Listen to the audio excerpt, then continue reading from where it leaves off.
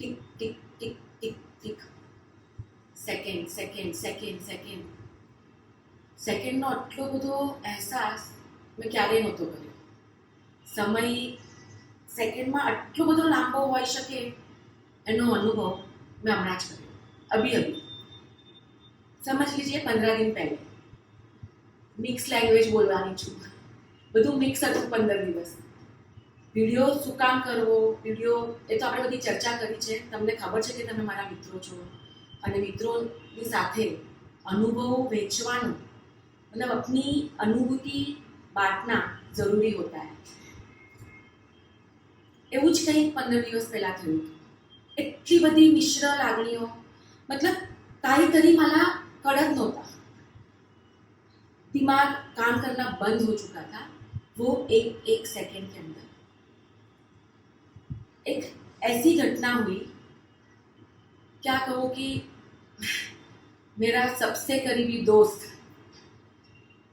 समझ लीजिए, आप जानते हो, सब लोग पहचानते हो. मैं ऐसा बोलना नहीं चाहती मेरा पति, मेरा मतलब जो इंसान मेरे रग में बसता है, उसके साथ कुछ ऐसा हुआ कि मेरे पैरों तले की जमीन हिल चुकी थी. कुछ समझ नहीं पा रही थी.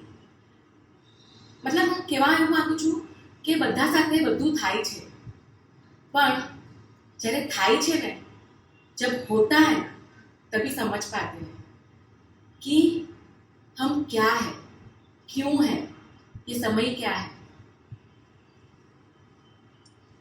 उनको मतलब रोहिन को ब्रेन स्ट्रोक हुआ अचानक से.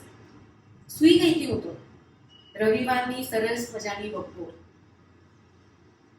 આપણે તો ભવિષ્યના વિચારો કરતા હોઈએ છીએ ઘણું બધું, પણ સરસ સૂતી હતી, કશું જ નહોતું.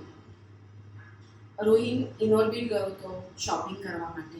સરસ સમય પસાર કરીને હસતા રમતા એકદમ સામાન્ય. અને અચાનક એક ફોન કોલ આખી જમીન હલાવી નાખી. દીકરાનો ફોન આવે છે. હલો પપ્પા, કાંઈ બોલતા નથી. અચ્છા, શું થયું? મમ્મી, પપ્પા કાંઈ જ એક્સપ્રેશન નથી આપતા. અને ત્યાંથી समय चालू થાય છે. भागती हूँ, दौड़ती हूँ, घर पे हूँ, पहुँचना है इनऑर्बिट, और दिमाग काम करना बंद हो जाता है. क्योंकि डर, हमारे अंदर का जो डर हमको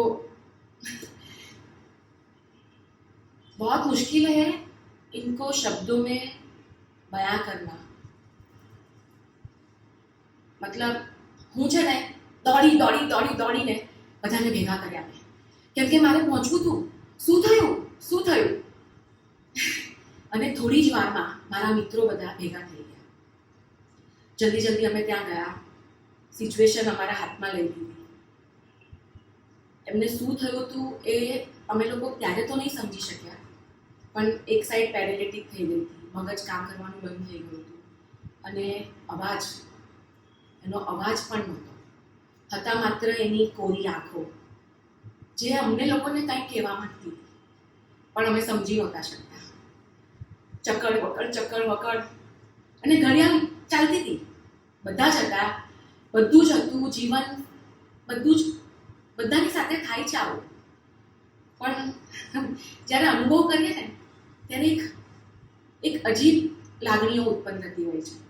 ભાગ્યા દોડ્યા, ફોન ક્યાં જવું, કેવી રીતે કરવું, શું કરવું. એનો હાથ મારા હાથમાં હતો. એ મને કાંઈ કહેવા માંગતો, એની આંખો મને કાંઈ કહેતી, પણ મેં સમજ નહીં પાડી હતી. હું સમજી નહોતી શકતી. નિર્ણય લીધો, કુકીલાબેન ગયા. બ્રેન સ્ટ્રોક એટલે મગજ અચાનકથી શૂન્ય થઈ ગયું. વાણી હણાઈ ગઈ, કશું જ કંટ્રોલમાં નહોતું. બહુ જ જેના માટે કોઈ શબ્દ ના હોય ને એવી એક પરિસ્થિતિ હતી. રડવું તું મને, ચીસો પાડવી હતી અંદરથી મને, પણ ના, એ પણ નહોતી નીકળતી. કેમ કે સ્થિતપ્રજ્ઞ સ્થિતિ જેને કહેવાય ને, ઓકે, સમયની આગળ આપણે કાંઈ જ નથી હોતા. કોકિલાબેન ગયા, સરસ મજાની ટ્રીટમેન્ટ થઈ ગઈ, બધું સરસ થઈ ગયું, બધું જ સરસ થઈ ગયું. मित्रों नो सहकार, ईश्वर नो साथ, बहुत कुछ पाया, बहुत कुछ, इतना प्यार कि जिसके लिए कोई शब्द ही नहीं है. लेकिन फिर भी जो कहना चाहती हूँ ना वो, कि वो जो छोटे छोटे लम्हे थे ना, छोटे छोटे, उसमें बहुत कुछ समझ पाई. કેવી રીતે વેડફી દઈએ છીએ આપણે આપણો સમય. ઘણીવાર સમયનું માન નથી રાખતા આપણે. ઘણીવાર ખોટી ખોટી વાતો, ખોટા ખોટા બોજાઓ, ભવિષ્ય, અને પછી અચાનકથી જ્યારે ખોવાનું આવે ને ત્યારે હું પણ હિંમત હારી ગઈ હતી. આઈસીયુની બહાર ખુરશી પર બેસીને હું હિંમત હારી ગઈ. એટલે હું એવું ના કહી શકું કે ઈશ્વર પ્લીઝ પ્લીઝ, પણ એક વસ્તુ સતત યાદ આવતી હતી. આપણા સૈનિકો, એની પત્નીઓ, એની મા, એની દીકરીઓ, એના બાળકો, જ્યારે એ લોકો આપણી રક્ષા માટે આવી પળો આવશે, પણ આ પાવન પળો હોય છે. રક્ષા માટે જ્યારે જતા હોય ત્યારે એની પત્નીની, એની માની, એના છોકરાઓની, એના સ્નેહીઓની જે હિંમત હોય છે ને, હું સલામ કરું છું. અને ત્યારે એ પળો મેં એમને સમર્પિત કરી. તું જે કરીશ ઈશ્વર, એ માન્ય છે, સાચે માન્ય છે. બહુ હળવાશથી આમ, પણ બધું સરસ કર્યું. બધાનો સાથ મળ્યો. પ્રેમ કોને કહેવાય એને શબ્દોમાં મેં વિચાર્યું હતું, કવિતાઓમાં વાંચ્યું હતું, પિક્ચરોમાં જોયું, પણ એનો અહેસાસ મેં તે પળે કર્યો જ્યારે મેં સમયને મુઠ્ઠીમાંથી છૂટો કરી દીધો. એક અનુભવ, રાજુ જેમાંથી પસાર થયો હતો એનો અનુભવ. આઈસીયુમાં ગઈ, એને મળી પહેલી વાર, અને એનો તાજો ચહેરો, મારા પગમાં જે હિંમત હું હારી ચૂકી હતી ને, એને પાછી જમીન મળી ગઈ. એનો સ્પર્શ, એમાં જે હૂંફ હતી એ પાછી મને મળી ગઈ. બસ એ જ સમજાવવાની કોશિશ કરતી હતી. અને પછી એની સાથે હોસ્પિટલમાં અમુક પળો વિતાવી. એ પોતાનો અનુભવ કહેવા માંગે છે. એ કહેતો તો આ મગજ, આ વાચા, આ શરીરનું કાર્ય કેટલું અદ્ભુત છે એ એણે આઈસીયુમાં મહેસૂસ કર્યું. એની દરેક મિનિટોમાં, પળોમાં. જુદા શબ્દો આપણે જે બોલીએ છીએ ને, આ શબ્દો એ મગજમાં આપણા હૃદયથી, આપણી ભાવનાઓથી અહીંયાથી પસાર થઈને નીકળે છે. અને જ્યારે એને ખોવાઈ જાય એ શબ્દો, એ ભાવનાઓ, ત્યારે માણસ કેટલો બધો વ્યથિત થઈ જાય એનો અનુભવ એણે મને કીધો. એનું ચાલતું મગજ, એક ધીરું, એક ઝડપ. જુદા શરીર અદ્ભુત છે, ખૂબ અદ્ભુત. આ એના શબ્દો છે. મજા આવી એની સાથે એ વાત કરવાની, એક નવા રાજુ સાથે મળવાની. બહુ ફિલોસોફિકલ વાતો કરી. પછી મેં એને પૂછ્યું કે કેમ આટલી બધી ફિલોસોફિકલ વાતો કરે છે? કે આઈસીયુમાં રહીને માણસ આનાથી વધારે વિચારી ના શકે, અને ત્યાં એને ઈશ્વરનો જ આધાર હોય છે. મારી વાચા એ મારી સ્ટ્રેન્થ હતી, મારી હિંમત એ તે દિવસે તૂટી ગઈ હતી. હું કાંઈ જ નહોતો જણાવી શકતો. શરીર મારો હાથમાં નહોતું. મારો દીકરો મારી સામે હતો, એને કાંઈ નુકસાન ના થાય એની ભાવના, એને બચાવ કરવાની ભાવના હું જણાવી નહોતો શકતો. મારા શરીરને મેં મજબૂત રાખ્યું હતું, મારા શરીરને. હું શારીરિક રીતે તૂટી ચૂક્યો હતો, પણ મારે મારી આંખો, મારું મન, મારું હૃદય સાબુત રાખવાનું હતું મારા દીકરા માટે. એને મારી નજરમાંથી મેં જવા જ નહીં જવા દીધો. અને જેવા પરિધિ અને તું દેખાયા, મેં શરીર છોડી દીધું. અને આ અનુભવ હતો આપણી માનસિક શક્તિનો. શરીર આપણને સાથ ના આપે, કાંઈ વાંધો નહીં. જો મન સાબુત હોય ને તો આપણે કંઈ પણ કરી શકીએ છીએ. એની આ સાબિતી હતી. આ એક નાનકડી પળ. એવી તો એણે ઘણી બધી પળો પસાર કરી. ઓપરેશન કરાવ્યું, એ પોતે બેશુદ્ધ રહ્યો. બેશુદ્ધિ અને શુદ્ધિ વચ્ચેની જે પરિસ્થિતિ, એમાં એણે જે બધું મહેસૂસ કર્યું, એ જ્યારે એને શબ્દશ વર્ણન કર્યો ને, ત્યારે મને લાગ્યું કે યાર શું કહું તમને. આવા નાના નાના અનુભવો ખૂબ શેર કર્યા એને મારી સાથે હોસ્પિટલમાં. અને એક આપણે કહીએ ને કે આપણી એક જજમેન્ટલ સ્થિતિ આવી જતી હોય છે માણસોની, આપણા વિશે, લોકો વિશે. આપણે ઘણી બધી ધારણાઓ, વ્યાખ્યાઓ, જીવન વિશે બી આપણા માટે બધું, પણ એ બધું જતું રહે જ્યારે આપણે અનુભવમાંથી પસાર કરીએ.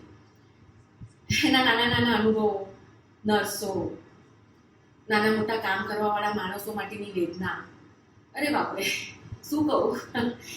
એની લાગણીઓમાં વહી જતી હતી હું. અને સાથે સાથે બીજા અનુભવ, આઈસીયુની બહાર બેઠેલી હું કલાકોના કલાકો. અને જ્યારે આજુબાજુવાળાઓ સાથે દોસ્તી થઈ ને, ત્યારે તો મારે ફરિયાદ કરવી જ ના જોઈએ. અને જોકે હું કોશિશ જ નહોતી કરી.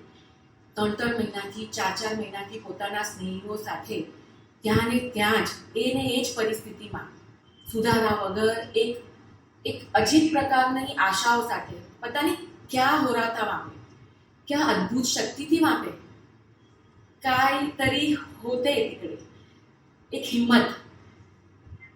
કેટલા લોકો સાથે, સાઉથ ઇન્ડિયન, બંગાળી, ગુજરાતી, મરાઠી, બધી ભાષાઓ કાંઈ જ નહોતું. ત્યાં હતી માત્ર હિંમત, પ્રેમ અને પવિત્રતા. એટલે એવો અનુભવ કર્યો કે જ્યારે આપણે હારી જઈએ ને, ત્યારે નાની પરિસ્થિતિઓથી, ઝઘડાઓથી, આપણા ઈગોથી, આપણા અભિમાનોથી, આપણી પોતાની કેવી વાતોથી, ત્યારે હારેલા માણસે આ આઈસીયુની બહાર બેઠેલા માણસોની વચ્ચે 2 કલાક પસાર કરવો જોઈએ.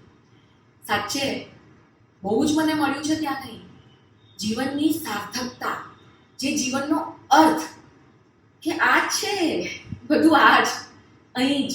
અને આ પળમાં સ્થિતપ્રજ્ઞ સ્થિતિ, પસાર થતી સ્થિતિને એમને પસાર થવા દેવી, બસ એ સ્થિતપ્રજ્ઞ સ્થિતિ. માણસોમાં ખરી ગજબની હિંમત હોય છે અને ધીરજ પણ. બસ એટલે મેં નક્કી કર્યું કે જ્યારે ધીરજ ગુમાવીશ ને, હોસ્પિટલમાં જઈ આઈસીયુની બહાર બેસીશ. ફરીથી જીવવાનો જોશ આવશે. આવી પરિસ્થિતિમાં પણ લોકો પોતાના મનોબળથી પરિસ્થિતિને હરાવવામાં સક્ષમ હોય છે. અહીંયા જ છે બધું. આ બધું તો કાંઈ જ નથી. બસ રાજુ સાથે આ બધી પળો માણી, અદ્ભુત, બીજું કાંઈ નહીં. આભાર જ છે. આ જીવન માત્ર, આ જીવ માત્ર એક આભાર અવસ્થા છે. બસ ઈશ્વરે આપેલી આપણને અનમોલ ભેટ.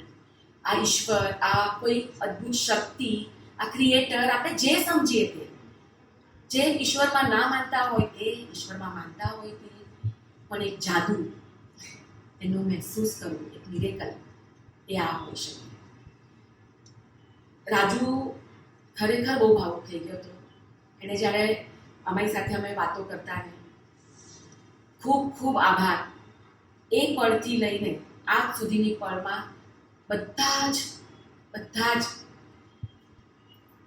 નામો નથી મારી પાસે, પણ એ માણસાઈ છે આટલી બધી ભરી, એનો આભાર માનું છું. હું જોડાતી ગઈ છું એ માણસાઈથી. અને આજે પોતાની જાતને એટલી બધી ધનવાન મહેસૂસ કરું છું ને, કે હું એ આનંદ તમારી સાથે જ વહેંચી શકું છું. આપણે બધા જ આવી રીતે એકબીજાને જીવનનો સ્પર્શ કરાવતા રહીએ. Thank you, love you, thank you.